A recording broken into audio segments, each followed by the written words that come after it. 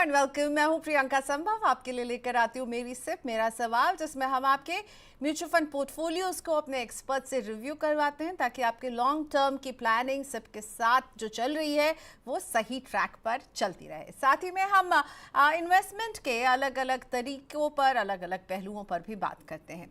आज हम इस पर बात करने वाले हैं कि मार्केट रेगुलेटर सेबी जो है वो म्यूचुअल फंड की कैटेगरी का एक नया फ्रेमवर्क फाइनलाइज कर रही है और इनके प्रपोजल के तहत इक्विटी म्यूचुअल फंड की एसेट कैटेगरी को बदलने पर विचार हो रहा है और बहुत ही इंटरेस्टिंग है ये चेंज। सेबी के मुताबिक इक्विटी म्यूचुअल फंड को सोने और चांदी में निवेश करने की मंजूरी दी जाए। ये अभी प्रस्ताव है, अभी फाइनलाइज नहीं हुआ है। इसका मतलब ये हुआ कि आपके जो इक्विटी म्यूचुअल फंड हैं जिसमें 65 से 80% इक्विटी में निवेश जाता था, वो कुछ निवेश अब सोने और चांदी में भी कर पाएंगे अगर इसे मंजूरी मिल जाती है। अभी क्या होता है, अगर आप गोल्ड में या चांदी में निवेश करना चाहते हैं तो आपके पास ऑप्शन होते हैं गोल्ड ईटीएफ की, सिल्वर ईटीएफ की, या फिर इनके जो फंड ऑफ फंड है। लेकिन अब बात हो रही है कि इन्हें बिल्कुल मेन स्ट्रीम में लेकर आ जाया जाए और इक्विटी फंड का हिस्सा सोना और चांदी भी बन सकता है। तो क्या अगर स्कीम को इस तरह से मॉडिफाई किया जाए तो क्या ये एक और अच्छी डाइवर्सिफाइड स्कीम बन जाएगी, जिसमें आपको एक ही स्कीम के जरिए इक्विटी, गोल्ड, सिल्वर, 3 अलग अलग एसेट कैटेगरी में निवेश करने को मिलेगा। शेयर बाजार के उतार चढ़ाव का इस पर क्या असर पड़ेगा, और उससे भी ज्यादा इंपॉर्टेंट है कि गोल्ड और सिल्वर के प्राइजेस के उतार चढ़ाव का इस पर क्या असर पड़ेगा। तो आज इसी सब पर हम बात करने वाले हैं और मेरे साथ जुड़ चुके हैं आपके सवालों का जवाब देने के लिए अल्फा कैपिटल के पार्टनर डॉक्टर मुकेश जिंदल, जिनसे आज हम ये भी समझने वाले हैं कि सेबी का ये नया प्रपोजल उन्हें कैसा लग रहा है और आपके पोर्टफोलियोज को भी डिस्कस करेंगे। Hello Mukesh ji, welcome to money 9। Thank you Priyanka, thank you show में बुलाने के लिए। सर, योर फर्स्ट रिएक्शन, ये जो सेबी का प्रपोजल है कैटेगराइजेशन को लेकर के, वो जो एक नया फ्रेमवर्क तैयार कर रहे हैं और कह रहे हैं कि इक्विटी म्यूचुअल फंड्स को अब जो है गोल्ड और सिल्वर में इन्वेस्टमेंट करने की अनुमति दे सकती है, ऐसा प्रस्ताव है। आपका फर्स्ट रिएक्शन, आपको कैसा लग रहा है ये सुनने में? देखिए प्रियंका, अगर मैं सेबी की जो प्रपोजल है रैशनलाइजेशन ऑफ कैटेगरीज जो है म्यूचुअल फंड की, ये काफी टाइम से लॉन्ग ड्यू थी। इन्होंने लास्ट 2017 में किया था और सेबी करती रहती है चेंजेस क्योंकि मार्केट चेंज हो रहा है। 2017 में मैं आपको बताऊं, इंडिया का जो मार्केट कैप था वो $2.5 ट्रिलियन था और 8 साल में वो बढ़ के $5 ट्रिलियन हो गया। म्यूचुअल फंड इंडस्ट्री भी बड़ी हो गई है, तो वो चेंजेस है। अब ये हम बात करें, जो सेबी का प्रपोजल है ये कंसल्टेशन पेपर है, तो मेरे को लगता है इनिशियल चेंजेस हैं। अब इसमें जो फाइनल पेपर आएगा उसमें क्या आएगा हमें देखना होगा। बट अगर आप मेरे से फर्स्ट रिएक्शन पूछोगे तो मैं बहुत ज्यादा खुश नहीं हूं। खुश इसलिए नहीं हूं, मेरे को लगता है कि जो अभी इक्विटी फंड है या जो दूसरी कैटेगरीज हैं उनमें कॉम्प्लेक्सिटीज और बढ़ जाएगी, क्योंकि गोल्ड ऐड होगा, रीट्स हैं, और अगर उसमें ज्यादा से ज्यादा वेरिएशन आएगा तो मिक्स जूस बन जाएगा रादर देन अ प्लेन सिंपल प्रोडक्ट। ओके, तो आप वो प्लेन जूस के फैन है ना कि मिक्स जूस के फैन है? कॉम्प्लिकेटेड आपको लग रहा है प्रोडक्ट? बिल्कुल बिल्कुल प्रियंका, मेरे को कॉम्प्लिकेटेड लग रहा है।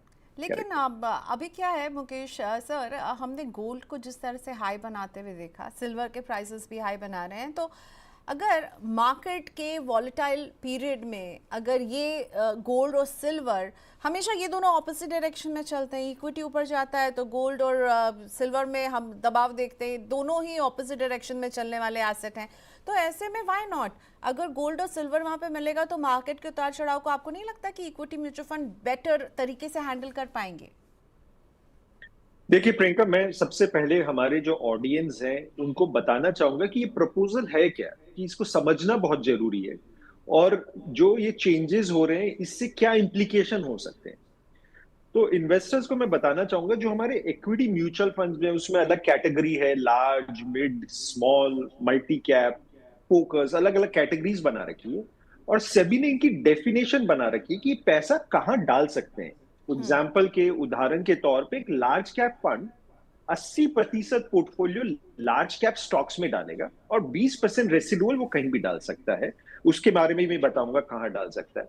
मिड और स्मॉल में 65% वो, जैसे मिड कैप फंड है तो मिड कैप में डालेगा, 35% बाकी जगह डाल सकते हैं। वैसे ही स्मॉल कैप में वो 65% स्मॉल कैप में डाल रहा होता है और 35% की उसके पास चॉइस होती है। करंट जो चॉइस है उसमें वो चाहे तो इक्विटी में डाल सकता है, वो चाहे तो डेट में डाल सकता है, कैश में रख सकता है, और करेंटली वो रीट्स और इनविट्स में भी डाल सकता है। अब जो सेबी का प्रपोजल है वो ये बोल रही है कि हम इसमें फंड मैनेजर को ऑप्शन देंगे कि आप गोल्ड और सिल्वर भी ऐड कर लीजिए। तो जब ये ऑप्शंस आ जाएंगे तो मेरे को इसमें दो बहुत बड़ी प्रॉब्लम दिखती है प्रियंका। पहली प्रॉब्लम तो ये दिखती है कि जब फंड मैनेजर के पास वो ऑप्शन होंगे तो वो उसमें डायनेमिक एलोकेशन करने लगे। अब मान के चलिए एज अ इन्वेस्टर आप आज के दिन एक लार्ज कैप फंड में डालते हैं। अब लार्ज कैप फंड में सेबी की डेफिनेशन है कि 80% लार्ज कैप में जाना चाहिए। पता चला वो फंड मैनेजर 80 डाल रहा है और बाकी जो है वो गोल्ड में डाल रहा है, रीट में डाल रहा है, कैश में डाल रहा है, और अगर उनकी परफॉर्मेंस जहां पे वो डाल रहा है अगर नहीं आई तो वो फंड अंडर परफॉर्म कर सकता है।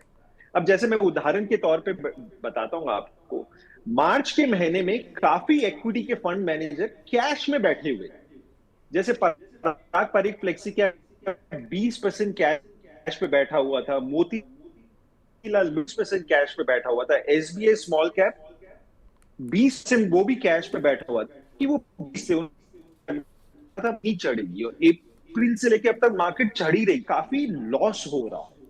तो उनके लॉस होने की वजह से, क्योंकि उन्होंने कैश कॉल ले लिया, तो इन्वेस्टर्स के रिटर्न में हिट आया। तो एक बहुत बड़ी प्रॉब्लम है कि जो मैंडेट है, इन्वेस्टर सोच रहा है मैं इक्विटी में करूंगा और उसका पैसा इक्विटी में नहीं जाके बाकी जगह जा रहा है, तो थोड़ा सा मिसलीडिंग हो जाता है।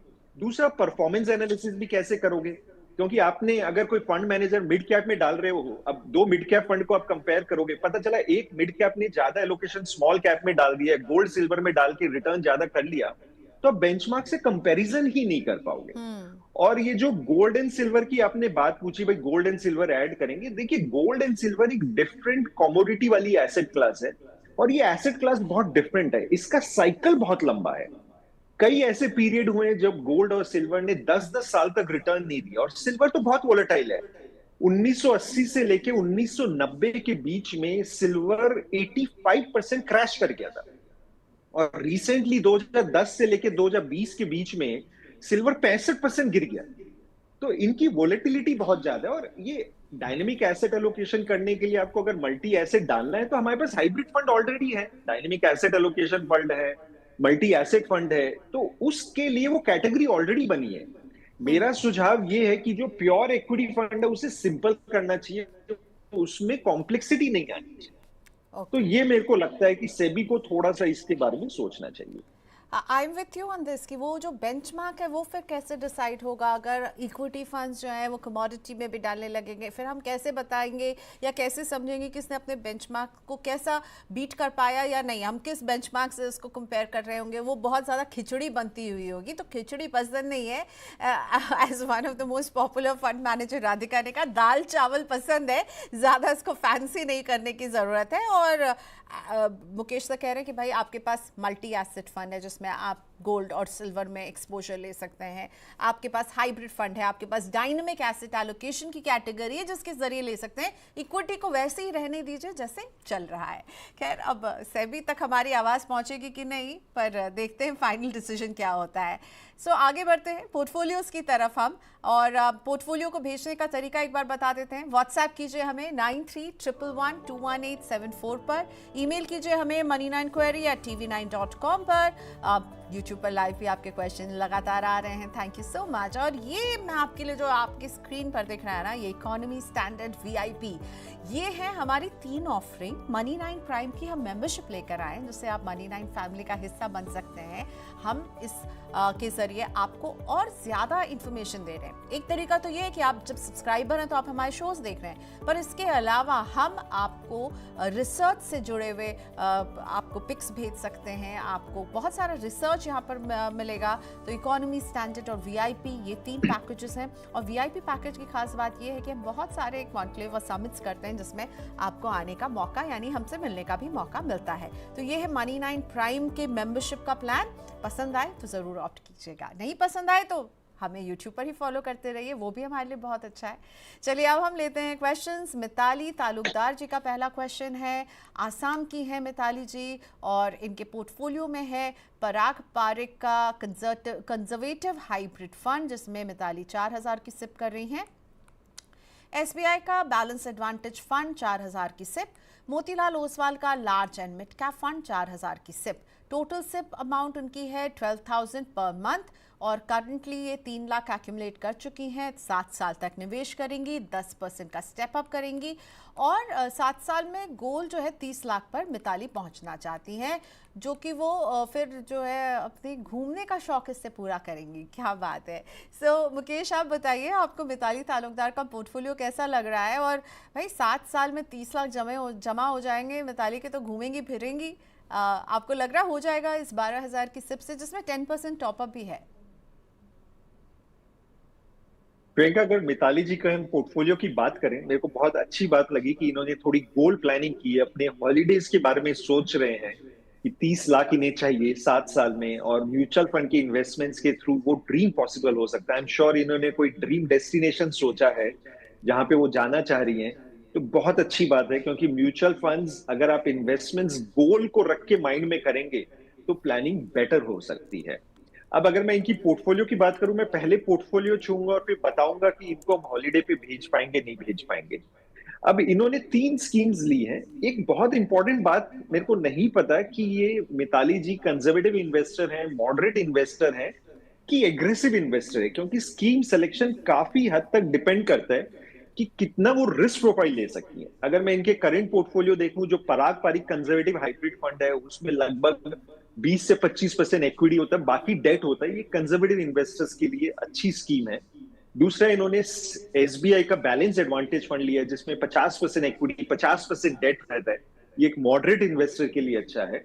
और तीसरी जो है मोतीलाल की large and mid cap fund है, जो कि प्योर इक्विटी फंड है, जिसमें लार्ज और मिड लगभग 70% के आसपास होते हैं। तो ये जो पोर्टफोलियो है, इसमें कंजर्वेटिव, मॉडरेट, एग्रेसिव है। अगर ये इन्वेस्टर जो हमारी मिताली जी हैं कंजर्वेटिव या मॉडरेट है, तो ये पोर्टफोलियो परफेक्ट है, इसमें कुछ चेंज करने की जरूरत नहीं है। बट अगर मैं एक इंफॉर्मेशन देखूं कि ये पोर्टफोलियो 7 साल के लिए, 7 साल का टाइम काफी लंबा होता है, और 7 साल में इक्विटी जनरली काफी कंफर्टेबल हो जाता है, सेफ हो जाता है। और अगर आप एसआईपी से कर रहे हो तो 7 साल का टाइम होराइजन तो बहुत ही अच्छा होता है। तो अगर 7 साल के लिए है तो मैं रिकमेंड करूंगा कि ये इक्विटी पोर्टफोलियो बनाए, क्योंकि इक्विटी में रिटर्न ज्यादा आ सकता है। तो अगर हम इक्विटी पोर्टफोलियो बनाएं तो मैं इनको रिकमेंड करूंगा कि थोड़ा सा इसमें चेंज करें। जो पराग पारिक का कंजर्वेटिव हाइब्रिड फंड है, जो कि कंजर्वेटिव फंड है, उसको हम पराग पारिक फ्लेक्सी कैप में करें, जो कि प्योर इक्विटी फंड है।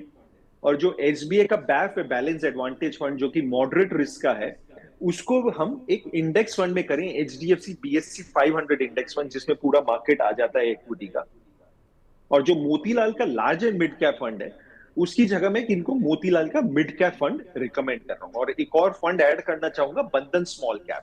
तो इसमें मैं कर क्या रहा हूं, एक मिड कैप फंड, एक स्मॉल कैप फंड, एक बीएससी 500 जो कि एक इंडेक्स फंड है, और पराग पारिक फ्लेक्सी कैप जो कि लार्ज कैप हैवी है। तो मैं पूरे मार्केट को कवर करना चाह रहा हूँ। और ये 4 के कॉम्बिनेशन से अगर ये इन्वेस्ट करेंगी तो इन्हें और कोई स्कीम ऐड करने की जरूरत नहीं है, और इसमें लगभग 14-15% का रिटर्न इनको निकलना चाहिए। और अगर ये ऐसी एसआईपी करेंगी और अगर ये टॉपअप भी करेंगी 10% से, तो ये 7 साल बाद मैंने कैलकुलेट करके देखा, ये कॉर्पस लगभग 29 लाख का हो जाता है, जो कि 30 लाख का जो इनका गोल है बड़ी छुट्टी में जाने का, उसके पास पहुंच जाता है और वो हो जाएगा। तो मिताली जी को कॉन्ग्रेचुलेशंस, आप अच्छी छुट्टी में डेफिनेटली जा सकते हैं। अगर आप एग्रेसिव हैं, थोड़ा सा रिस्क मैनेज कर सकती हैं, तो डेफिनेटली इक्विटी फंड्स में करिए। Okay, so Mitali ji best of luck. कुछ चेंजेस हैं, कुछ स्कीम्स को थोड़ा मॉडिफाई किया है मुकेश जी ने आपके लिए, और इसलिए किया है, इस सोच के साथ किया है कि आप वो 30 लाख जोड़ें और शानदार छुट्टियों पर जाएं। Best of luck, I am with you on that Mitali. Next question Mohit Yadav का मैं यूट्यूब से पिक कर रही हूँ। सो मोहित का कोई पोर्टफोलियो नहीं है, बल्कि मुकेश ये आपसे पूछ रहे हैं कि क्या ये सही टाइम है मिड कैप और स्मॉल कैप म्यूचुअल फंड में लमसम इन्वेस्टमेंट करने का? Good question Mohit ji. अगर कोई मिड कैप और स्मॉल कैप में थोड़े से लगाड़िए अभी दिख रहे हैं इस समय के बाजार में, इसमें लमसम पैसा डालना चाहता है, तो क्या ये सही समय होगा? प्रियंका, अगर मैं सही टाइम बताऊं तो 2023 से 2024 के बीच में 20 से 25% इन्वेस्टमेंट करना चाहिए। 20 से 25% इन्वेस्टमेंट करने के बाद फिर आप अपनी इच्छा के हिसाब से 30 लाख, 40 लाख, 50 लाख, 60 लाख, 70 लाख, 80 लाख, 90 लाख, 100 लाख, 200 लाख, 300 लाख, 400 लाख, 500 लाख, 700 लाख, 800 लाख, 900 लाख, 1000 लाख, बहुत इंपॉर्टेंट क्वेश्चन है और इन्वेस्टर्स काफी बार इसमें कंफ्यूजन में भी रहता है, क्योंकि कहीं से उनको अगर विंडफॉल पैसा आया है या लमसम पैसा है, वो करें तो कैसे करें, लमसम स्टॉक मार्केट में डालें या एसटीपी करें। तो इसके दो फेजेस हैं जिसमें मैं आंसर करना चाहूंगा। पहली बात तो देखिए, वैल्यूएशन की बात करें तो mid cap small cap relatively थोड़े ज्यादा महंगे हैं, बट जब मैं देखता हूं कि उनकी अर्निंग्स ग्रोथ भी अच्छी है, तो मेरे को लगता है इन्वेस्टमेंट के लिए मिड कैप स्मॉल कैप एक पोर्टफोलियो में होना बहुत जरूरी है। और इन्वेस्टर्स अपने पोर्टफोलियो में 40 से 50% मिड कैप स्मॉल कैप में एलोकेशन कर सकते हैं। मेरे को नहीं पता इनका करंट एलोकेशन क्या है, लार्ज कैप में क्या एलोकेशन है, मिड क्या है, स्मॉल कैप क्या है।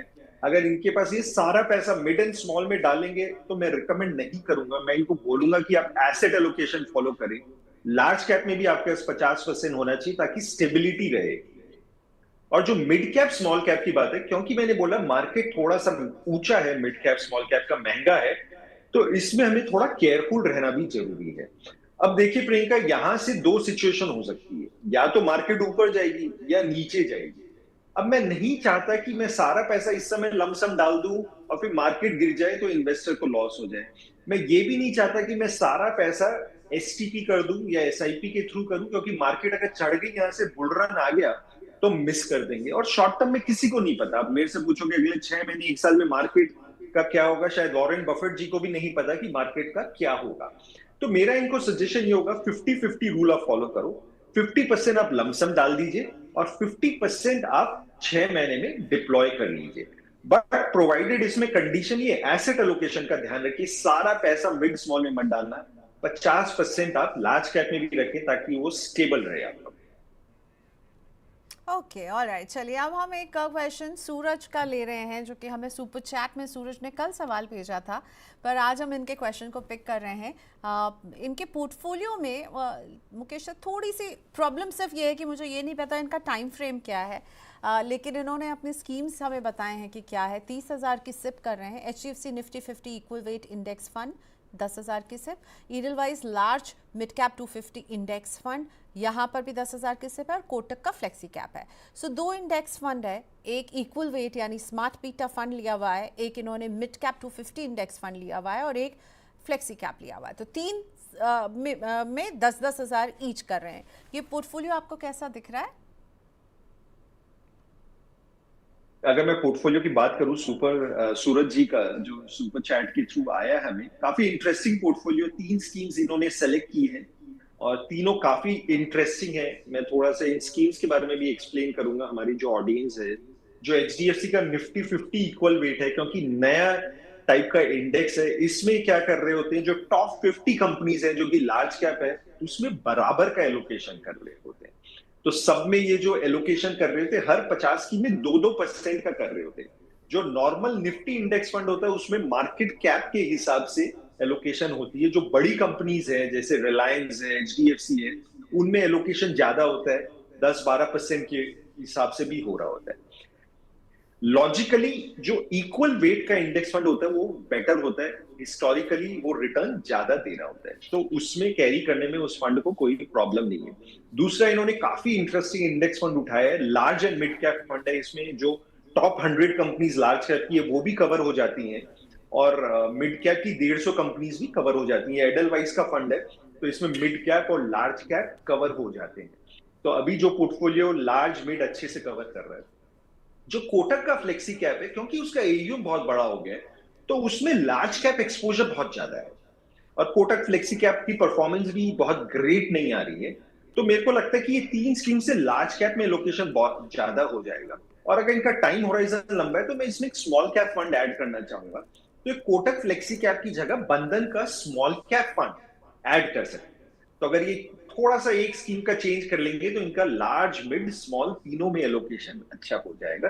प्रोवाइडेड, जैसे प्रियंका ने आपने बताया, हमें इनका टाइम होराइजन नहीं पता, हम अनुमान लगा रहे हैं कि पैसा एटलीस्ट आप एसआईपी 5 साल के लिए करें। ताहिर हुसैन जी का नेक्स्ट क्वेश्चन। सो ताहिर अपने पोर्टफोलियो को थोड़ा सा कंसाइज करना चाहते हैं। क्वांट के स्मॉल कैप में वो 1,000 की सिप कर रहे हैं, इनकी एज 44 है। मोतीलाल ओसवाल के मिड कैप में 1,500 की सिप कर रहे हैं। निपॉन के लार्ज कैप में 2,000 रुपये की सिप कर रहे हैं। एसबीआई कॉन्ट्रा फंड 1000 की सिप और एचडीएफसी के फ्लेक्सी कैप में 1500 की सिप है। तीन ही फंड्स में कंटिन्यू करना चाहते हैं, तो तीन फंड्स में कंटिन्यू करना चाहते हैं और अभी 5 स्कीम्स हैं इनके पास। क्वांट का स्मॉल कैप है, मोतीलाल ओसवाल का मिड कैप है, निपॉन का लार्ज कैप है, एसबीआई का कॉन्ट्रा फंड है और एचडीएफसी का फ्लेक्सी कैप है।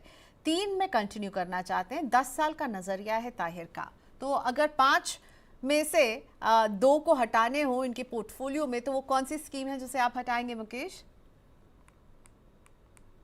एक बात की आपको तारीफ करनी होगी कि आपकी जो इन्वेस्टमेंट अवेयरनेस प्रोग्राम है, मेरे को लगता है ऑडियंस काफी उससे ज्यादा लर्निंग कर रही है। जैसे ताहिर जी का बहुत ही इंटेलिजेंट क्वेश्चन है कि इनके पास 5 स्कीम्स है, 5 स्कीम्स वैसे बहुत ज्यादा नहीं होती है, उसमें भी वो सिंप्लीफाई करना चाह रहे हैं, 3 स्कीम्स करना चाह रहे हैं। बहुत ही लॉजिकल सवाल है और टेक्निकली आप मेरे से पूछो तो इन्वेस्टर को 3 स्कीम्स की जरूरत है।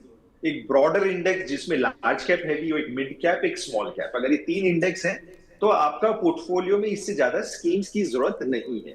अब ताहिर जी के पोर्टफोलियो में मैं थोड़े से चेंजेस करना चाहूंगा। एक इनके पास क्वांट का स्मॉल कैप फंड है। क्वांट के फंड्स इस समय स्ट्रगल कर रहे हैं एंड इनके फंड मैनेजर बहुत अच्छे मुझे लगते हैं। संदीप टंडन जी का अच्छा ट्रैक रिकॉर्ड है। 1 साल पहले तक सारे जो क्वांट के फंड होते थे वो टॉप परफॉर्मर होते थे।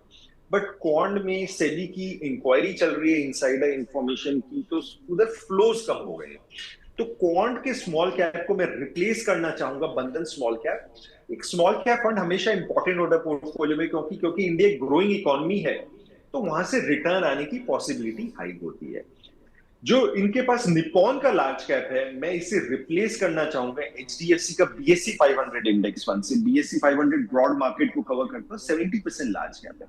मेरे को लगता है लार्ज कैप में अल्फा आना बहुत मुश्किल है, तो लार्ज कैप के लिए हमेशा इंडेक्स बेटर रहता है। इनके पास एक मोतीलाल का मिड कैप फंड है जो कि एक अच्छा परफॉर्मर है। मोतीलाल की जो फंड मैनेजमेंट टीम है वो भी बेटर है, तो उसे हम कंटिन्यू कर सकते हैं। और जो 2 फंड इसमें ये रोक सकते हैं वो एसबीआई कॉन्ट्रा और एचडीएफसी फ्लेक्सी कैप को स्टॉप कर सकते हैं। मैं ये भी कहना चाहूंगा दोनों फंड बेहतरीन है एंड उसके बावजूद क्योंकि ताहिर जी ने बोला पोर्टफोलियो सिंप्लीफाई करना है, तो ये 2 हम स्टॉप करेंगे और इन तीनों स्कीमें इक्वल डालें और स्टेप अप एसआईपी करें। तो मेरे को लगता है कि इनको रिटर्न आने वाले टाइम में अच्छे आएंगे। ऑलराइट, सो ताई जी प्लीज़ फॉलो कर लीजिएगा। मुकेश ने बता दिया आपको क्या कम करना है। मैं अब वसीम शेख का सुपर चैट में आया हुआ हमारा क्वेश्चन पिक करना चाह रही हूँ। सो वसीम जी ने बताया कि उनकी एज है 37, निवेश करते हैं पराग पारिक के फ्लेक्सी कैप में 10,000 की सिप है, मोतीलाल ओसवाल के मिड कैप में भी 10,000 की सिप है, निपॉन के मल्टी कैप में 10,000 है, बंधन के स्मॉल कैप में 10,000 है। तो 40,000 4 स्कीम में 10-10 हज़ार रुपए की सिप कर रहे हैं। 15 साल तक निवेश करने का नजरिया रखते हैं। जानना चाहते हैं कि जो क्वालिटी ऑफ स्कीम्स हैं, एक फ्लेक्सी कैप, एक मिड कैप, एक मल्टी कैप, एक स्मॉल कैप, क्या ये सब सही है? आपको कैसा लग रहा है? 15 ईयर्स का टाइम होराइजन है। प्रियंका, अगर वसीम भाई का पोर्टफोलियो की हम बात करें तो इन्होंने बहुत ही बेहतरीन पोर्टफोलियो बनाया है। बेहतरीन इसलिए बनाया है क्योंकि जो एलोकेशन है लार्ज मिड स्मॉल का वो परफेक्ट है। क्योंकि एक मिड कैप फंड लिया है जिससे 25% मिड कैप में जा रहा है, एक स्मॉल कैप फंड भी लिया है, तो लगभग 50% इनकम मिड एंड स्मॉल में एलोकेशन हो जाता है। बाकी जो है वो जो निपॉन का मल्टी कैप और पराग पारिक फ्लेक्सी कैप है वो लार्ज कैप है भी है, तो लार्ज कैप का कवरेज हो रहा है, उसमें थोड़ा डायनेमिक एलोकेशन मिड स्मॉल में भी हो जाता है। चारों स्कीम्स के फंड मैनेजर अच्छे हैं, चारों की परफॉर्मेंस कंसिस्टेंसी बहुत ज्यादा है, तो मेरे को नहीं लगता वासिम भाई को कुछ चेंज करने की जरूरत है। 15 साल बहुत अच्छा टाइम होराइजन है। वो 37 ईयर्स के हैं, 52 के होंगे 15 साल में, और ये अगर एसआईपी करते रहे तो बहुत बढ़िया कॉर्पस हो जाएगा। बस एक ही रिक्वेस्ट है, स्टेप अप करें। जैसे जैसे आपकी सैलरी बढ़ेगी, इनकम बढ़ेगी, उसी परसेंटेज से आप अपना एसआईपी अमाउंट भी बढ़ा दें। पृथ्वी का क्वेश्चन, पृथ्वी हमें लाइव भी देख रहे हैं और इनका क्वेश्चन भी हमारे पास कल भी आया था। तो इन्होंने बताया कि भाई ये जो है 10 साल तक निवेश करने का इरादा रखते हैं, 10% का स्टेप अप भी करने वाले हैं, 1 करोड़ पर पहुंचना है। तो एसबीआई का स्मॉल कैप है इनके पास, कोटक इमर्जिंग इक्विटी फंड है, दोनों में ही 10,000 ईच की सिप कर रहे हैं। DSP Nifty 50 equal weight index fund 10,000 की सिप यहाँ पर, पराग पारिक का फ्लेक्सी कैप 10,000 की सिप यहाँ कर रहे हैं, क्वांट के मल्टी एसेट में भी 10,000 की सिप है। इन ऑल पृथ्वी जो है 50,000 की सिप कर रहे हैं। 1 करोड़ के टारगेट पर पहुंचना है और इन्होंने टाइम फ्रेम हमें जो बताया है वो है 10 साल। 10 साल का नजरिया, 10% का स्टेप अप, 1 करोड़ पर नजर है। अगर मैं पृथ्वी जी के पोर्टफोलियो की बात करूं तो सबसे पहले इनकी गोल प्लानिंग की बात करते हैं। इन्होंने कहा इन्हें करोड़पति बनना है। श्योर ये ऑलरेडी करोड़पति हैं और शायद इन्वेस्टमेंट्स के थ्रू और ये कमाना चाह रहे हैं। तो 1 करोड़ का इनका टारगेट है 10 साल में। फिलहाल ये 50,000 की एसआईपी कर रहे हैं मंथली और 10% स्टेप अप करना चाह रहे हैं। मैंने कैलकुलेट करके देखा कि अगर इनको इक्विटी इन्वेस्टमेंट्स में 14% का रिटर्न आ जाता है पर एनम अगले 10 साल के लिए, जो मुझे लगता है बहुत ज्यादा नहीं है क्योंकि इंडिया एक ग्रोइंग इकोनॉमी है और मेरे को लगता है कि रिटर्न आना चाहिए, तो 14% के रिटर्न के हिसाब से इनका कॉर्पस लगभग 1.8 करोड़ का हो जाता है। काफी अच्छा कॉर्पस हो जाता है, तो इनके गोल से काफी ऊपर है। जो 1 करोड़ सोच रहे हैं तो ये अपना टारगेट बढ़ा सकते हैं। तो पृथ्वी जी आपको बधाई हो, आप सही दिशा में हो एंड कंफर्टेबल आपके लिए सिचुएशन है। अब मैं इनके पोर्टफोलियो में आऊं, स्कीम्स के बारे में बात करूं तो पहले अगर मैं मैक्रो स्ट्रक्चरिंग देखूं, इन्होंने स्ट्रक्चरिंग बढ़िया की है क्योंकि स्मॉल कैप लिया है, मिड कैप लिया है, इंडेक्स फंड भी लिया है, मल्टी एसेट फंड भी लिया है और एक पराग पारिक का फ्लेक्सी कैप फंड भी इन्होंने लिया है। तो स्ट्रक्चरिंग राइट है। बट मेरे को क्या लगता है कि जो इन्होंने पोर्टफोलियो बनाया था, शायद आज से पहले बनाया था, 4-5 साल पुराना लग रहा है मेरे को, क्योंकि जो स्कीम्स पहले जो SBI small cap, Kotak emerging equity पहले टॉप परफॉर्मर थी, अब स्ट्रगल कर रही है क्योंकि इनका एयूएम भी बड़ा हो गया है। तो इसलिए मैं इसमें थोड़ा सा चेंज करना चाहूंगा। जो एसबीआई का स्मॉल कैप है मैं उसे चेंज करना चाहूंगा बंधन स्मॉल कैप से। कोटक इमर्जिंग इक्विटी को मैं चेंज करना चाहूंगा मोतीलाल मिड कैप से। एक जो इनके पास इंडेक्स है DSP Nifty 50 equal weight index, ये इसे कंटिन्यू कर सकते हैं। जैसे मैंने बताया इससे पहले कि इक्वल वेट एक बेटर इंडेक्स है और ये टॉप निफ्टी की 50 कंपनीज में कर रहा है जो कि लार्ज कैप का हमें एक्सपोजर दे रहा है, तो इसे ये कंटिन्यू कर सकते हैं। चौथा इनके पास एक फंड है क्वांट का मल्टी एसेट फंड। जैसे मैंने इसे थोड़ी देर पहले बताया, क्वांट के फंड्स में प्रॉब्लम आ रही है, कंसिस्टेंसी नहीं आ रही परफॉर्मेंस की, लास्ट 1-1.5 साल से अंडर परफॉर्म कर रहे हैं। फंड मैनेजमेंट अच्छा है क्योंकि सेबी की इंक्वायरी चल रही है, तो क्वांट के फंड्स अंडर परफॉर्म कर रहे हैं, तो ये इसे रिप्लेस कर ले आईसीआईसी के मल्टी एसेट फंड से। और इनके पास पराग पारिक है जो ये कंटिन्यू करें, वहां पे परफॉर्मेंस, फंड मैनेजर सब कुछ बढ़िया है। तो 5 स्कीम्स है जिसमें मैं रिकमेंड कर रहा हूं 2 को वो कंटिन्यू कर रहे हैं और 3 में थोड़ा सा चेंज कर ले। तो ये है चेंज पीपल के लिए। ओके, सो चलिए let's move on to our next portfolio. और ये जो है हमारे मनी 9 प्राइम के मेंबर नज़ीर अली जी का पोर्टफोलियो मैं पिक कर रही हूँ।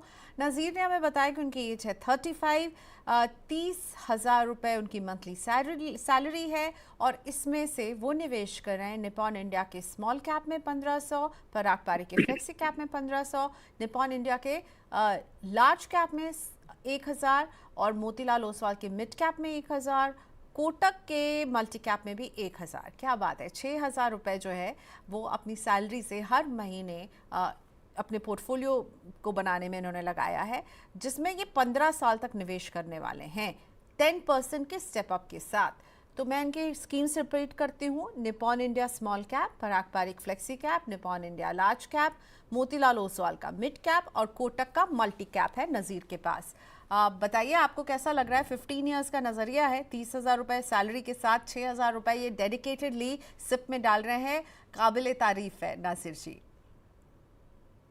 प्रियंका आपने बहुत सही कहा, जो नाजिर जी कर रहे हैं ये एक बहुत फैंटास्टिक बात है। देखिए सैलरी नाजिर भाई की 30,000 है, 30,000 में से महीने का 6,000 एसआईपी में जा रहा है। तो मैं अगर इनका सेविंग परसेंटेज देखूं तो 20% है। ये काफी अच्छा सेविंग परसेंटेज है। अगर आप इस ग्रुप में लोगों से बात करोगे जो 25,000, 30,000, 35,000 या 40,000 कमा रहे हैं, जनरली हम देखते हैं कि सेविंग परसेंटेज कम रहता है क्योंकि उन्हें लगता है कि खर्चे जो है ज्यादा हो रहे हैं तो बचा नहीं पा रहे हैं। तो ये बहुत अच्छी बात है कि जो नाजिर जी हैं वो 30,000 सैलरी होते हुए भी 6,000 बचा रहे हैं, उसमें से एसआईपी कर रहे हैं। और शुरू में जो कॉर्पस बनाना होता है प्रियंका, मैं इसमें एक इंपॉर्टेंट बात बताना चाहूंगा। देखिए, मेरा काम है, मैं बड़े इन्वेस्टर से मिलता हूँ, एचएनआई इन्वेस्टर से डील करता हूँ। मैंने क्या देखा है, ये पैसा जो एचएनआई इन्वेस्टर ज्यादा कमा रहा होता है वो इसलिए कमा रहा होता है क्योंकि उनके पास एक बेस ऑलरेडी बना हुआ होता है। आज 1 करोड़ का पोर्टफोलियो, 5 करोड़ का पोर्टफोलियो है, तो उसमें प्रॉफिट ज्यादा आ रहा होता है।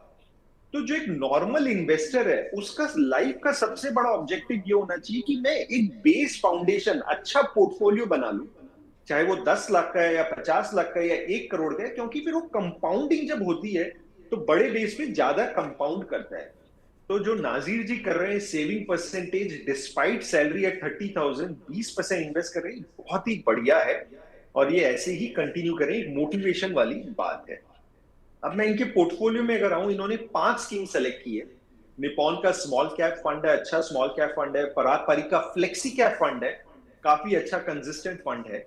इन्होंने एक निपॉन का लार्ज कैप फंड लिया हुआ है। अब देखिए, निपॉन के 2 फंड्स इन्होंने लिए हुए जो कि जरूरत नहीं है एक ही फंड हाउस से 2 एक्टिव फंड ना ले, क्योंकि हमने देखा है जब वो फंड हाउस अंडर परफॉर्म कर रहा है, सारी स्कीम्स अंडर परफॉर्म कर रही है। तो फंड मैनेजमेंट का डाइवर्सिफिकेशन होना बहुत जरूरी होता है। और लार्ज कैप में, जैसे प्रियंका मैंने बताया, अल्फा निकालना बहुत मुश्किल हो गया है।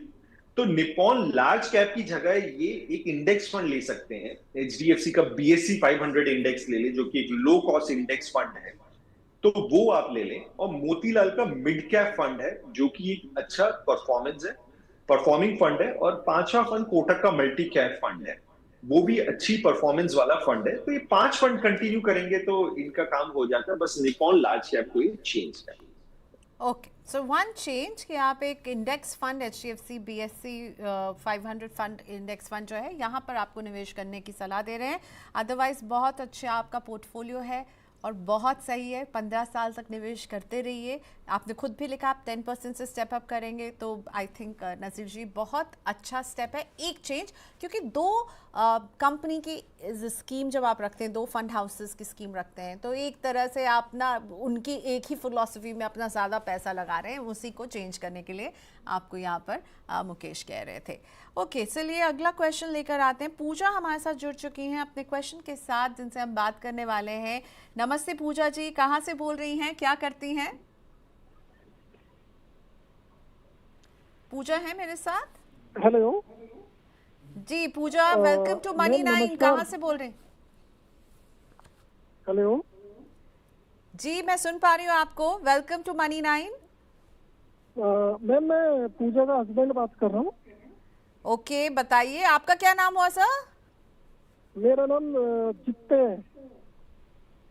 Welcome to money 9। तो ये पोर्टफोलियो आपका है या पूजा, आपकी वाइफ पूजा जी का है? नहीं, वाइफ का है बेसिकली, ये वाइफ का है। वाइफ अभी थोड़ा गई है कहीं पर, तो बेसिकली क्या है मैम, इन्होंने मोतीलाल ये जो कर रखी है ना, इसमें कुछ और ये एक तो रिव्यू कराना चाह रही थी, और सेकंड क्या है, ये कुछ 1-2 फंड और परचेज करना चाह रहे थे। ठीक है, तो मैं एक बार आपका फंड सारे पढ़ देती हूँ, ठीक है। मोतीलाल का लार्ज, मोतीलाल ओसवाल का large and mid cap fund 2000 की सिप यहाँ पर कर रहे हैं। Nippon India Nifty 500 momentum 50 index fund 2500 की सिप यहाँ पर कर रहे हैं।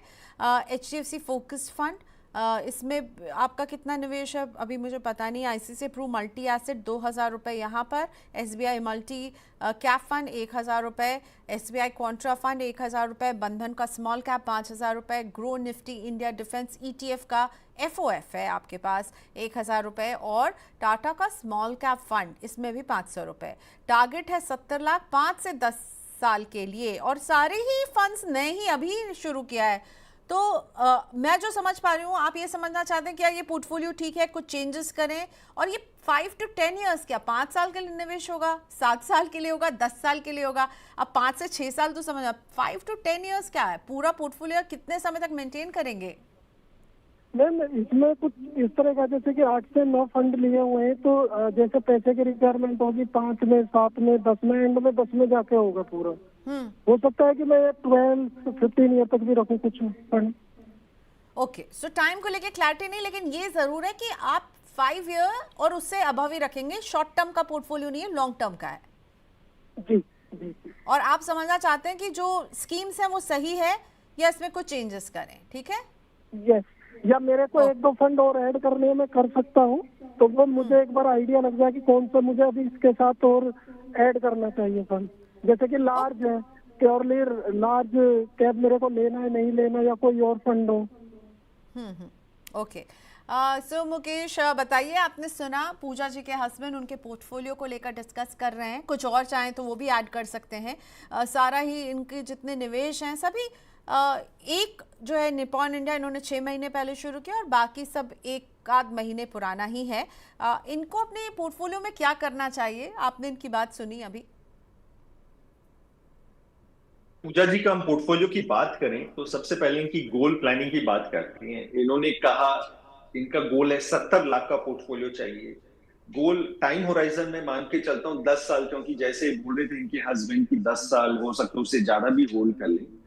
करेंटली जो इनकी एसआईपी चल रही लगभग 15,000 की चल रही है, और मैंने कैलकुलेट करके देखा कि 15,000 से 70 लाख का टारगेट अचीव नहीं हो पाएगा, थोड़ा शॉर्टफॉल रहेगा। तो जो इनको करने की जरूरत है 20,000 की एसआईपी मंथली, और हर साल 10% ये एनुअल स्टेप अप कर लेती हैं, तो इनका गोल जो 10 साल में है 70 लाख अमाउंट पहुंच जाता है। और मैंने बहुत ज्यादा एग्रेसिव रिटर्न नहीं लिया, मैंने 14% का ही रिटर्न लिया है। तो गोल डेफिनेटली अचीवेबल है। अगर 20,000 अभी नहीं कर सकते, 15,000 करें, स्टेप अप थोड़ा एग्रेसिवली ज्यादा करेंगे तो गोल पूरा हो जाएगा। अब मैं स्कीम्स के ऊपर आता हूं, तो आप ये देखिए प्रियंका, 15,000 के एसआईपी कर रहे हैं, 9 स्कीम्स अभी हम कर रहे हैं। 9 स्कीम्स मेरे हिसाब से बहुत ज्यादा है। और अभी भी जैसे ही बोल रहे हैं कि मैं और कौन सी स्कीम ऐड करूं, तो मैं इन्वेस्टर्स को, जो हमारे ऑडियंस हैं, जो लोग जुड़े, उन्हें बताना चाहूंगा आपको बहुत ज्यादा स्कीम्स की जरूरत नहीं होती है, और ज्यादातर स्कीम्स सिमिलर होती हैं। बहुत जरूरी है कि पोर्टफोलियो का आप सिंपल रखें, कम स्कीम्स रखें। जितना सिंपल रखोगे उतना बेटर ट्रैक कर पाओगे और उतना आप ज्यादा रिटर्न बना पाएंगे। तो इनके पोर्टफोलियो को, पूजा जी के पोर्टफोलियो को मैं थोड़ा सिंप्लीफाई करना चाहूंगा, नंबर ऑफ स्कीम्स रिड्यूस करना चाहूंगा। अब जैसे इनके पोर्टफोलियो के बारे में हम बात करें, तो इनके पोर्टफोलियो में 2 स्मॉल कैप फंड है। एक टाटा का स्मॉल कैप भी, बंधन स्मॉल कैप फंड है। इनको 2 की जरूरत नहीं है। इनके पास 2 स्कीम है जो सेम फंड हाउस से है, इनको 2 सेम फंड हाउस की स्कीम्स की भी जरूरत नहीं है। फिर इनके पास थीम बेस्ड फंड है, जैसे ग्रो का डिफेंस फंड है, काफी एग्रेसिव फंड है, इस समय ऊंचा भी है, महंगा भी है। थीम बेस्ड फंड्स भी अवॉइड कर सकते हैं। एक इन्होंने मोमेंटम 500 मोमेंटम, जो कि काफी एग्रेसिव फंड है, गिरता भी ज्यादा है, चढ़ता भी ज्यादा है। मुझे नहीं पता पूजा जी को कितना समझ में आया है कि क्या करता है फंड, ये भी मैं अवॉइड करूंगा।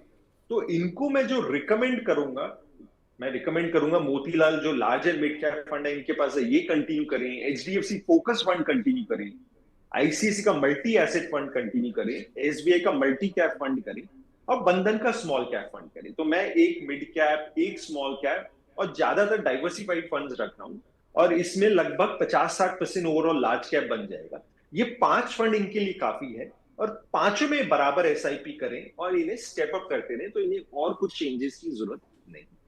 ओके, सो 15,000 के लिए 9 स्कीम की ज़रूरत नहीं है, और आपको कोई भी स्कीम ऐड नहीं करनी। इनफैक्ट 4 को हटाना है, तो जिनको रखना है वो बता देते हैं, एक बार रिवाइज कर लीजिए। मोतीलाल ओसवाल का लार्ज एंड मिड कैप इसको रखिए, एचडीएफसी के फोकस फंड को रखिए, आईसीआईसीआई प्रूडेंशियल के मल्टी एसेट को रखिए, एसबीआई के मल्टी कैप को रखिए, और केवल एक स्मॉल कैप, 2 स्मॉल कैप थे उसमें से मुकेश ने आपके लिए पिक किया है बंधन का स्मॉल कैप, और सब में इक्वली पैसे को डिवाइड कर दीजिए। बस इतना ही करना है। 15,000 रुपए के लिए 9 स्कीम की ज़रूरत नहीं है पूजा जी, तो बस छोटा कर लीजिए अपने पोर्टफोलियो को। This will do. अगला क्वेश्चन हम लेकर आते हैं यूट्यूब से। हमारे एक मेंबर का क्वेश्चन मैं लेना चाहूँगी, जो कि बहुत ही यंग इन्वेस्टर हैं, निखिल का क्वेश्चन।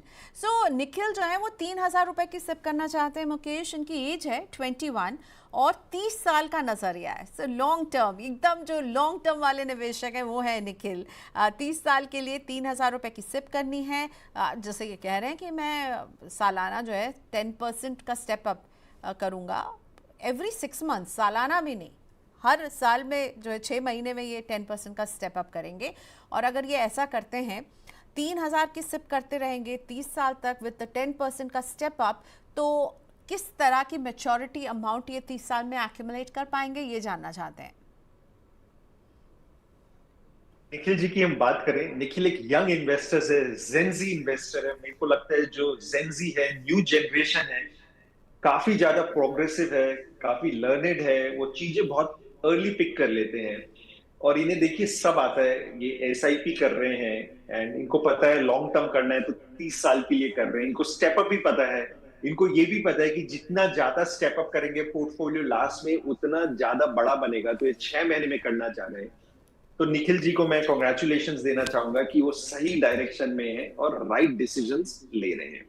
अब ये जो 3,000 की एसआईपी है, मैं इसमें इनको 3 फंड ही रिकमेंड करना चाहूंगा। एक एचडीएफसी का बीएससी 500 इंडेक्स फंड है। इनफैक्ट अगर निखिल जी को एक ही फंड करना है, किसी भी इन्वेस्टर को सिर्फ एक ही फंड करना है, ये सिंगल फंड है एचडीएफसी का बीएससी 500 इंडेक्स फंड। इसमें टॉप 500 कंपनी आ जाती है, जिसमें 70% large cap, 20% mid cap, 10% small cap. तो ये एक फंड आप निखिल जी के लिए कर सकते हैं। दूसरा, इनको मैं एक मिड कैप रिकमेंड करना चाहूंगा, मोतीलाल का मिड कैप, जो कि अच्छा कर रहा है, फंड मैनेजमेंट टीम भी अच्छी है। और बंधन का स्मॉल कैप फंड मैं करना चाहूंगा, क्योंकि बंधन का स्मॉल कैप का भी फंड कंसिस्टेंट है। तो ओवरऑल अगर हम एलोकेशन देखें, लगभग 70 से 75% इनका मिड एंड स्मॉल में है। क्योंकि ये यंग है, 21 साल के, टाइम होराइजन लंबा है, एसआईपी के थ्रू कर रहे हैं, तो रिस्क ज्यादा ले सकते हैं। इनके पास फिलहाल एक्टिव इनकम है, तो पैसों की भी जरूरत नहीं है। तो क्योंकि मेरे को लगता है मिड स्मॉल से ज्यादा रिटर्न आ सकता है लॉन्ग टर्म में, क्योंकि इंडिया ग्रोइंग इकोनॉमी है। तो ये 3 स्कीम्स अगर करेंगे और स्टेप अप करते रहेंगे तो ये काफी अच्छा कॉर्पस 30 साल में बना लेंगे। ओके, सो आप कोई नंबर नहीं देना चाहेंगे इनको? नहीं देना चाहूंगा, क्योंकि जो स्टेप अप जो प्रोग्रेसिवली कर रहे हैं 6 महीने में, मेरे को लगता है बहुत बड़ा कॉर्पस बन जाएगा। ओके, सो चलिए अगला क्वेश्चन मैं पिंटू का ले रही हूँ, पिंटू कुमार जी का। ये बहुत इंटरेस्टिंग क्वेश्चन है। मैं इनफैक्ट पूजा जी का क्वेश्चन अभी हम ले रहे थे, जिसमें हमने देखा कि उन्होंने 15,000 की सिप की है, 9 स्कीम चुने हैं, ठीक है। पिंटू जी ने क्या किया, इन्होंने 6,000 रुपये की सिप की है और इन्होंने 6 स्कीम चुने हैं। तो मैं इस पर भी आपका व्यू चाहूँगी और क्वालिटी ऑफ स्कीम्स पर भी। पिंटू जी जो है ये इन्वेस्टमेंट जो है वो 10 साल तक करने वाले हैं। ICICI के मल्टी कैप में कर रहे हैं, मोतीलाल ओसवाल के मिड कैप स्कीम में 1,000 डाल रहे हैं, जेएम के फ्लेक्सी कैप फंड में 1,000 की सिप है, HDFC फ्लेक्सी कैप में 1,000 की सिप है, निपॉन के मल्टी कैप में 1,000 की सिप और बंधन के स्मॉल कैप में 1,000 की सिप। क्या सही लग रहा है आपको? 6,000 रुपये अगर डालने हैं पिंटू जी को 10 साल के लिए, तो उन्होंने 6,000 को 1,000 में डिवाइड कर दिया है, स्प्लिट करके 6 स्कीम लिए। क्या ये सही स्ट्रैटेजी है मुकेश जी? और स्कीम्स कैसी लग रही हैं आपको पिंटू के पोर्टफोलियो में? पिंटू जी का पोर्टफोलियो देखें, 6,000 के लिए 6 स्कीम्स हैं। वैसे तो 6 स्कीम्स की भी जरूरत नहीं है, अगर ये 3 स्कीम्स भी करेंगे तो इनका काम चल जाएगा। बट कई इन्वेस्टर्स होते हैं वो थोड़ा डाइवर्सिफाई करना चाहते हैं, 5-6 स्कीम रखना चाहते हैं, तो उसमें भी कोई प्रॉब्लम नहीं है। बट फिर भी 6 स्कीम्स ज्यादा है, मैं इसको थोड़ा सा सिंप्लीफाई करना चाहूंगा। इन्होंने स्कीम्स का सिलेक्शन बहुत अच्छा किया है, पिंटू जी को मैं इसके लिए बधाई देना चाहूंगा। इनकी जो स्कीम्स की परफॉर्मेंस है काफी अच्छी है। बस एक स्कीम है जो जेएम का फ्लेक्सी कैप फंड है, उसकी परफॉर्मेंस इतनी अच्छी नहीं है, फंड मैनेजमेंट का इतना बढ़िया ट्रैक रिकॉर्ड भी नहीं है, तो जेएम फ्लेक्सी कैप को वो बंद कर सकते हैं। बाकी जो इनके पास स्कीम है, एचडीएफसी का फ्लेक्सी कैप फंड है, एक बेहतरीन large cap heavy HD flexi cap fund है, एचडीएफसी का फंड मैनेजमेंट टीम भी अच्छी है। इनके पास जो स्मॉल कैप फंड है, मिड कैप फंड है, ये भी अच्छे हैं। तो ये बाकी जो 5 स्कीम्स हैं, इसमें बराबर का अमाउंट करके इसमें ये एसआईपी कर सकते हैं। तो सजेशन ये है पिंटू जी को कि 6 में से 5 कर दें, एक स्कीम निकाल दें क्योंकि वो अंडर परफॉर्म कर रही है, और मिड स्मॉल और जो इनके पास फंड्स हैं वो कंटिन्यू करें 5 स्कीम, तो ये सही रहेगा। अगला क्वेश्चन अमित कुशवाहा जी का मैं लेकर आ रही हूँ। नमस्ते अमित जी, लगता है आप लंबे समय से क्वेश्चन भेज रहे हैं। चलिए आज आपका क्वेश्चन लेते हैं। अमित कुशवाहा जी के पोर्टफोलियो में हमें दिख रहा है, इन्होंने लिखा है कि एसबीआई का कॉन्ट्रा फंड 1,000 रुपये की सिप यहाँ पर कर रहे हैं। एसबीआई का स्मॉल कैप फंड भी है अमित जी के पोर्टफोलियो में, जहाँ 1,000 की सिप चल रही है। पराग पारी के फ्लेक्सी कैप में भी 1,000 की सिप, कोटक के मल्टी कैप में भी 1,000 की सिप, 4,000 की सिप हर महीने अमित जी कर रहे हैं। अच्छा, वेरी इंटरेस्टिंग। ये 25 साल तक निवेश करेंगे और टॉपअप भी ये 15% से हर साल करने का इरादा रखते हैं, क्योंकि ये पहुंचना चाहते हैं 4 करोड़ पर। तो हर साल जो ये इन्वेस्टमेंट को इंक्रीज करते रहेंगे और 4 करोड़ का टारगेट 25 साल में अगर अमित जी को पहुंचना है तो क्या इस तरह के पोर्टफोलियो से पहुंच पाएंगे? और ये जो एडिशन करेंगे, टॉप अप करने का जो इरादा है, स्टेप अप करने का जो इरादा है, वो इन्हीं एग्जिस्टिंग स्कीम में करें या ऐड करें? अगर मैं अमित के पोर्टफोलियो की बात करूं तो 4 स्कीम्स इन्होंने ली हैं। क्योंकि इनका टाइम होराइजन लंबा है, मेरे को लगता है हम पोर्टफोलियो को थोड़ा एग्रेसिव कर सकते हैं। इसमें मिड कैप स्मॉल कैप हम ज्यादा कर सकते हैं। अब जो इन्होंने 4 स्कीम ली है उसमें से 2 स्कीम्स इन्होंने एसबीआई की ले ली है। और जैसे मैंने कहा, हमने शुरू में डिस्कस किया, एक ही कंपनी की 2 एक्टिव फंड्स ना ले, क्योंकि जो उनका जो थॉट प्रोसेस होता है वो सारी स्कीम्स में सिमिलर होता है। तो जब वो अंडर परफॉर्म करती है सारी गिर रही होती है। तो डाइवर्सिफिकेशन जो म्यूचुअल फंड हाउसेस के हैं वो बहुत जरूरी होते हैं। और एसबीआई का जो स्मॉल कैप फंड है उसका एयूएम भी बड़ा हो गया है, तो थोड़ा अंडर परफॉर्म भी कर रहा है। तो मैं चेंज इसमें ये करना चाहूंगा कि एसबीआई का जो कॉन्ट्रा फंड है, एसबीआई स्मॉल कैप का फंड है, इनको स्टॉप करना चाहूंगा।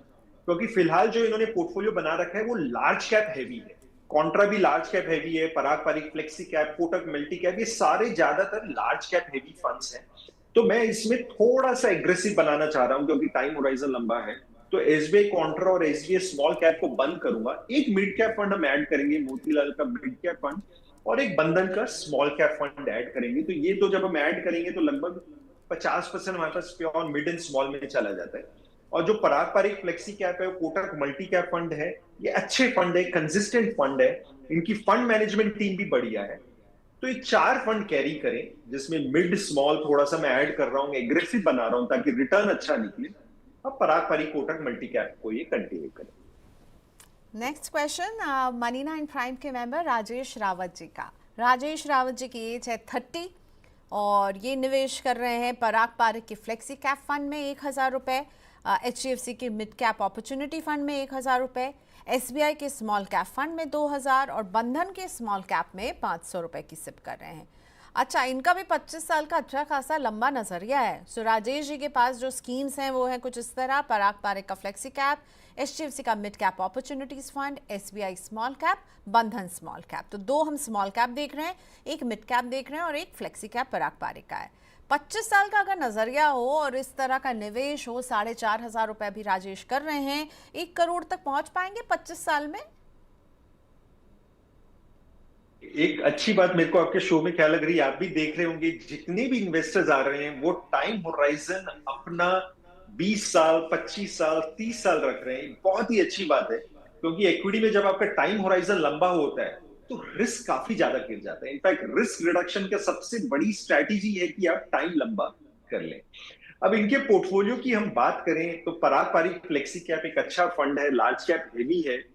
इनके पास एचडीएफसी का मिड कैप अपॉर्चुनिटीज फंड है, अच्छी परफॉर्मेंस दे रहा है। मेरे को इसमें प्रॉब्लम ये आती है कि इसका एयूएम बड़ा हो गया है काफी ज्यादा, शायद आने वाले टाइम में अंडर परफॉर्म करे।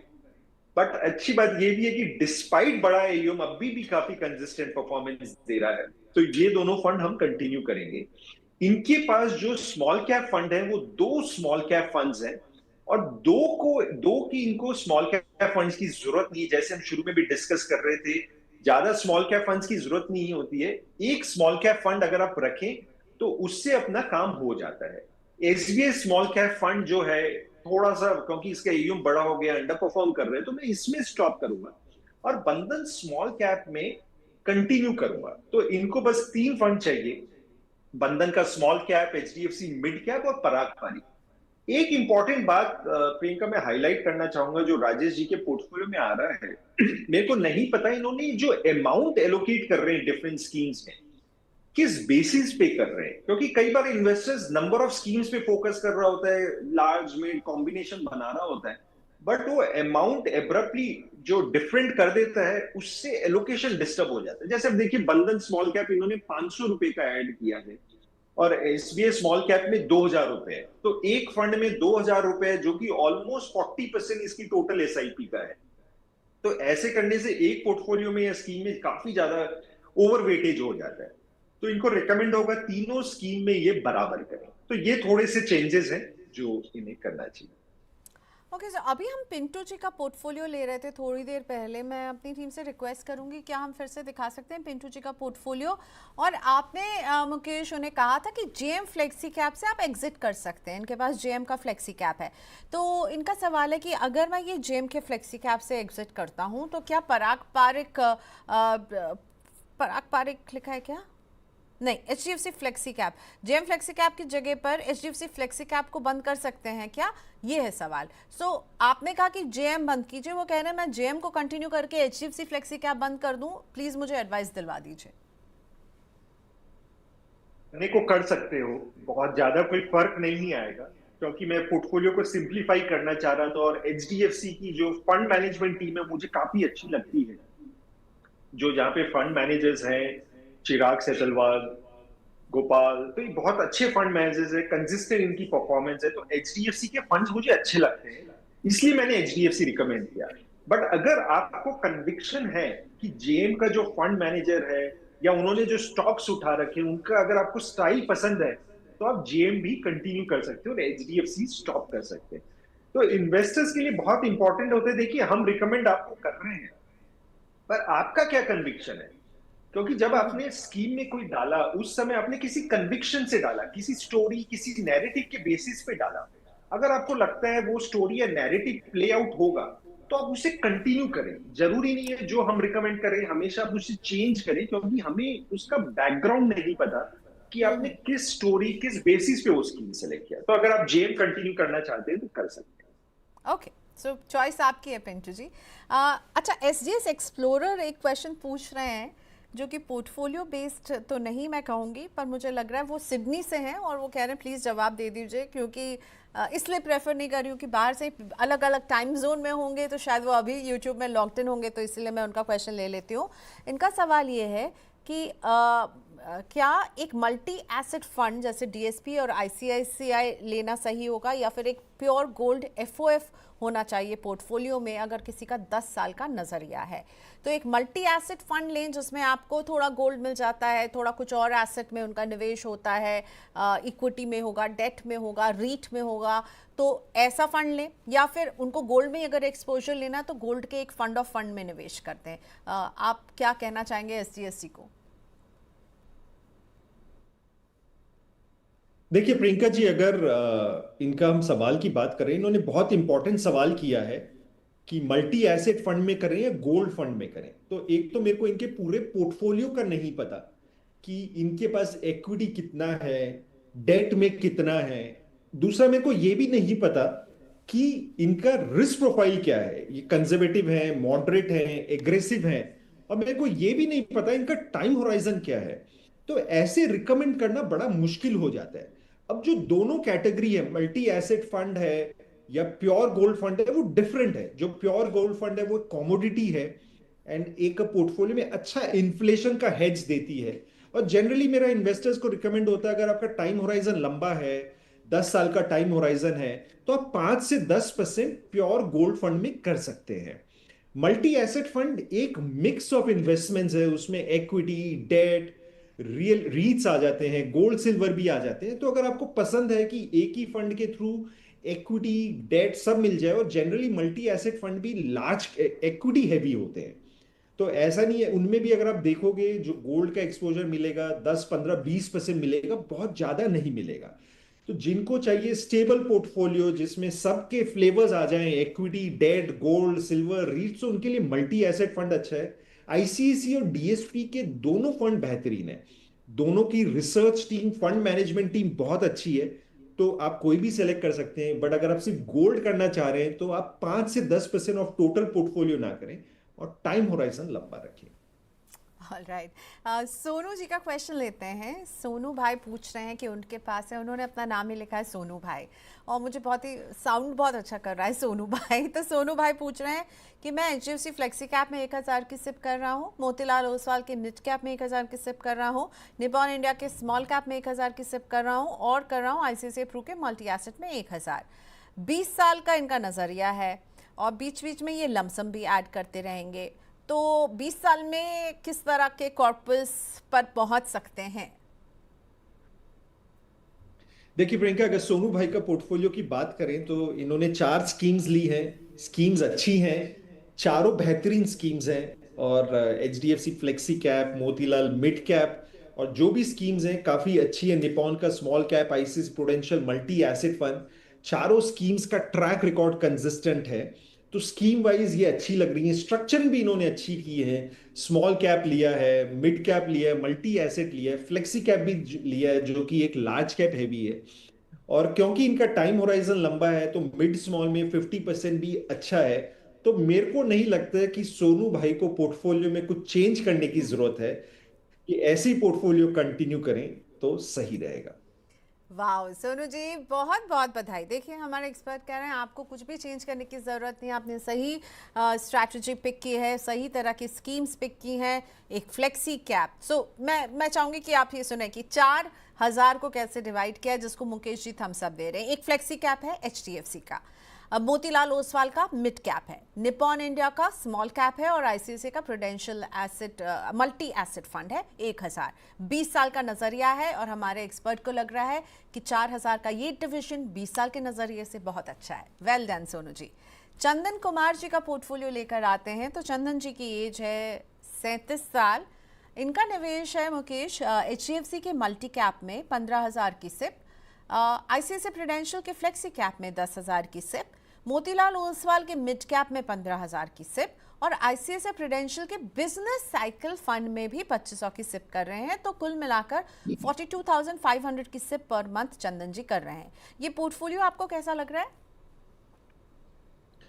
देखिए प्रियंका, अगर चंदन जी का हम पोर्टफोलियो देखें तो इन्होंने 4 स्कीम्स ली हैं और चारों में जो एलोकेशन है वो थोड़ा सा काफी डिस्टर्ब्ड इन द सेंस कि मोतीलाल मिड कैप में 15,000 कर रहे हैं और ICICI प्रूडेंशियल के बिजनेस साइकिल में ये 2,500 कर रहे हैं। और जो बाकी 2 फंड्स हैं, एक बार अगर आप मेरे को दिखाएं वो फंड्स।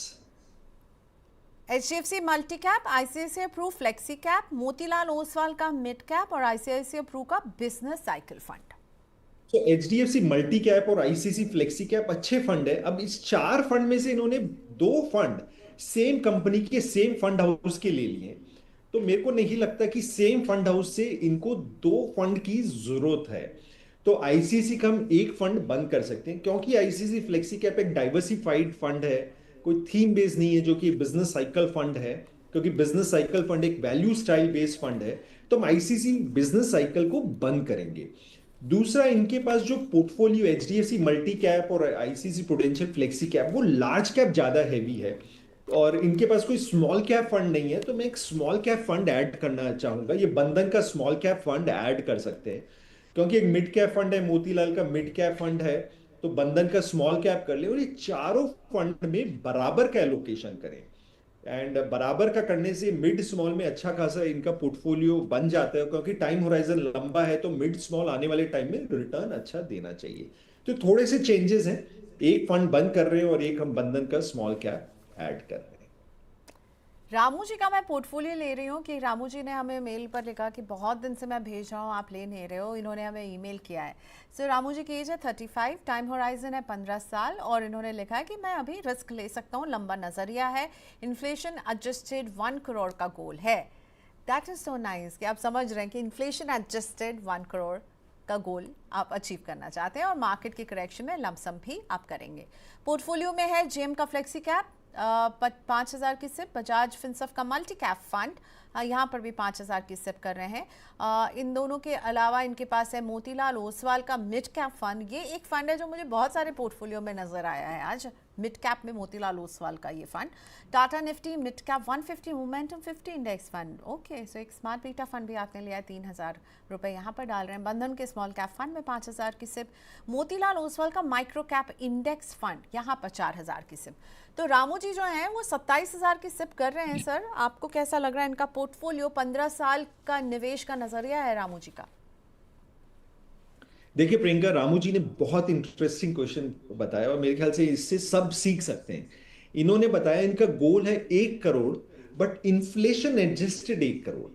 क्योंकि 1 करोड़ मान के चलिए आपके पास 10 साल बाद आ भी गए तो 10 साल बाद 1 करोड़ की वैल्यू 1 करोड़ नहीं रहेगी, उसकी परचेजिंग पावर गिर जाती क्योंकि इन्फ्लेशन है, महंगाई है।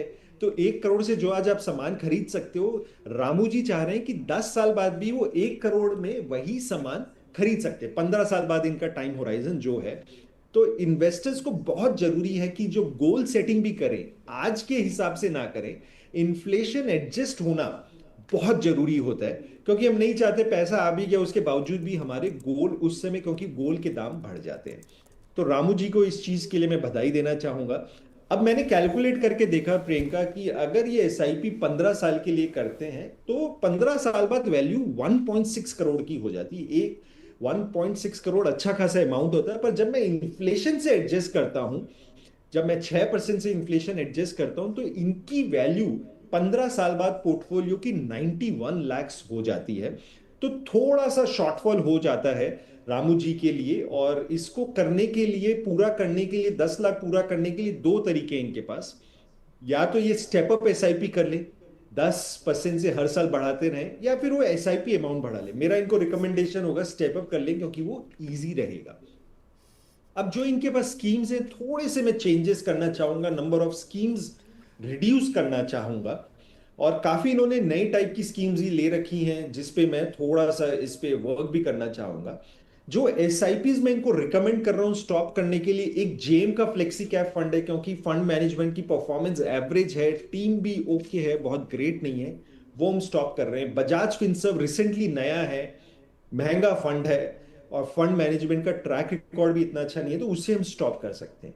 एक इन्होंने टाटा का Nifty mid cap 150 momentum 50 index fund लिया हुआ है। मेरे को नहीं पता इन्हें कितना समझ में आ रहा है कि कितना ये एग्रेसिव फंड है, क्योंकि मोमेंटम फंड बहुत एग्रेसिव होता है, जब गिरता है तो काफी ज्यादा गिरता भी है, तो इसे भी मैं स्टॉप करना चाहूंगा।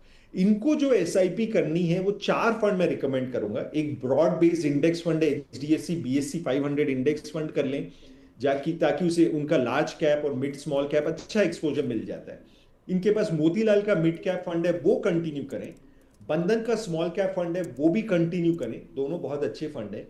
एक इनके पास मोतीलाल का माइक्रो कैप इंडेक्स फंड है, ये एक एग्रेसिव फंड है, क्योंकि 15 साल का टाइम होराइजन है, तो ये इसे कंटिन्यू कर सकते हैं। ज्यादा रिस्की है, वोलेटाइल है, बट 15 साल के हिसाब से ये अच्छा फंड है। तो 4 फंड की जरूरत है, 2 इंडेक्स फंड, एक मिड कैप और एक स्मॉल कैप। तो ये अगर रामू जी कर लेंगे तो अच्छा रिटर्न निकल आएगा। ओके, वैसे तो शो ख़त्म करने का टाइम हो गया है, लेकिन Mukesh sir, with your permission मैं संजय सिंह राजपूत का क्वेश्चन पिक कर रही हूँ, क्योंकि संजय कह रहे हैं कि मैं अपनी शॉप छोड़ करके, अपना काम छोड़ के लाइव देख रहा हूँ ताकि आप मेरा क्वेश्चन इंक्लूड कर लें। सो मैं उनको डिसअपॉइंट नहीं करना चाहती हूँ। संजय जी पूछ रहे हैं कि ये निवेश कर रहे हैं पराग पारिक के फ्लेक्सी कैप में, 30,000 की सिप है। एचडीएफसी के मिड कैप फंड में 30,000 की सिप है। कोटक का मिड कैप है, Kotak mid cap 150 momentum index fund, again a factor investing वाला फंड जो है, जिसमें 30,000 का निवेश है। मोतीलाल स्मॉल कैप में 60,000 है। टाइम होराइजन है 15 से 19 साल। गोल है फाइनेंशियल फ्रीडम, और एज है इनकी 31, और नीचे उन्होंने ऐड किया है कि इन सब में मैं सिप कर रहा हूँ। सो आई एम अंडरस्टैंडिंग कि ये सारी रकम जो ये सिप के ज़रिए कर रहे हैं, ये रकम बड़ी लग रही है अगर हमने समझने में कुछ गलती की हो। पर मैं आपसे ये पूछना चाहूँगी कि फाइनेंशियल फ्रीडम पर अगर नज़र रख रहे हैं संजय जी, और इस तरह जो स्कीम्स इन्होंने चुनी है, वो स्कीम सिलेक्शन आपको कैसी लग रही है? देखिए प्रियंका जी, अगर मैं संजय जी का पोर्टफोलियो की बात करूं, इन्होंने 4 स्कीम्स ली। अमाउंट बड़ा होने के बावजूद भी इन्होंने 4 स्कीम ली है, अच्छी बात है। जरूरी नहीं है कि आपका अमाउंट बड़ा हो रहा है तो आप स्कीम्स भी बढ़ाएं, कम स्कीम्स में भी आपका काम चल जाता है। अब जो इन्होंने पोर्टफोलियो बनाया है, काफी अच्छा बनाया है। पराग पारिक फ्लेक्सी कैप, एक जो कि लार्ज कैप हैवी है, 70 से 80% उसमें लार्ज कैप है, काफी अच्छा है, कंसिस्टेंट है, उससे वो हम कंटिन्यू कर सकते हैं। एचडीएफसी मिड कैप फंड भी अच्छा है, उसकी फंड मैनेजमेंट टीम अच्छी है, परफॉर्मेंस अच्छी आ रही है। थोड़ा एयूएम बड़ा हो गया है, हो सकता है आने वाले टाइम में अंडर परफॉर्म करे, फिलहाल अच्छा परफॉर्मेंस दे रहा है, तो वो हम कंटिन्यू कर सकते हैं। मोतीलाल का स्मॉल कैप फंड भी काफी अच्छा चल रहा है। तो इन 3 फंड से इनका अच्छा खासा एलोकेशन लार्ज मिड स्मॉल में पूरा हो जाता है। एक इन्होंने इंपॉर्टेंट फंड उठा रखा है, स्मार्ट बीटा फंड उठा रखा है, जो कि मिड कैप का मोमेंटम इंडेक्स उठा रखा है। मिड कैप मोमेंटम इंडेक्स क्या करता है, जो 150 मिड कैप स्टॉक्स है इंडिया में, उसमें से 50 ऐसे स्टॉक उठा रहा होता है जो तेजी में है, मोमेंटम है। जो रिटर्न दे रहा है, क्योंकि लॉजिक ये होता है जो रिटर्न दे रहा है हो सकता है वो मोमेंटम कंटिन्यू करे। ये एक एग्रेसिव फंड है। अगर संजय जी को समझ में आता है क्या करता है तो ये कंटिन्यू कर सकते हैं। अगर इनको नहीं पता क्या इसमें रिस्क है तो इससे बंद करके बाकी 3 फंड में ये बराबर कर सकते हैं। Okay Mukesh, thank you so much, आपने वक्त निकाला Money9 के लिए। बहुत सारे पोर्टफोलियोज हमने आपके सामने जो है आज फायर कर दिए थे, पर आपने सबका सामना करते हुए सबके जवाब दिए। बहुत शुक्रिया।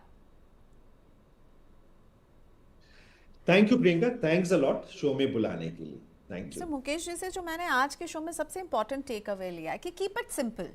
बहुत ज़्यादा स्कीम्स नहीं भरिए, बहुत कॉम्प्लिकेटेड स्कीम्स मत लीजिए। फैक्टर इन्वेस्टिंग, स्मार्ट बीटा, उसे समझ रहे हैं आप क्या? वो जब इक्वल वेट लिख रहा है इसके सामने 150 मोमेंटम 50 इंडेक्स 1 लिख रहा है। So keep it simple. जितना सिंपल रखेंगे, जितना समझ के निवेश करेंगे, फायदे में रहेंगे। Thank you Mukesh ji, thank you so much.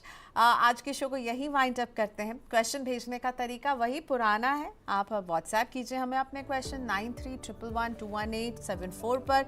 Email कीजिए money9query@tv9.com पर। कमेंट बॉक्स पर पूछिए। और हाँ, Money9 प्राइम के साथ जुड़िए और Money9 प्राइम फैमिली का हिस्सा बनिए। हम 3 आपके लिए मेंबरशिप के ऑप्शन लेकर आए हैं। इकोनॉमी 179 रुपीज़ का, स्टैंडर्ड 299 रुपीज़ का और VIP 599 का। अब इस प्राइम मेंबरशिप को लाने के पीछे हमारा मकसद ये है कि आप केवल हमारा शो ही नहीं देखें, पर शो के साथ जुड़े एक्स्ट्रा इनपुट को, हमारे रिसर्च को भी एक्सेस कर पाएँ, ताकि आप इन्फॉर्म्ड इन्वेस्टर बन पाएँ। तो ज़रूर अगर आपको अच्छा लगे तो Money9 प्राइम ज़रूर जुड़िएगा। Money9 के यूट्यूब चैनल को सब्सक्राइब कर लीजिए, बेल आइकॉन को क्लिक कर लीजिए, ताकि हमारे शो का नोटिफिकेशन आप तक पहुँचा रहे। आज के लिए इतना ही, मुझे दीजिए इजाज़त। कल आपके सवालों के साथ एक नए मेहमान को लेकर आऊंगी और उनसे आपके पोर्टफोलियो का रिव्यू करवाऊंगी। Thank you so much, bye bye.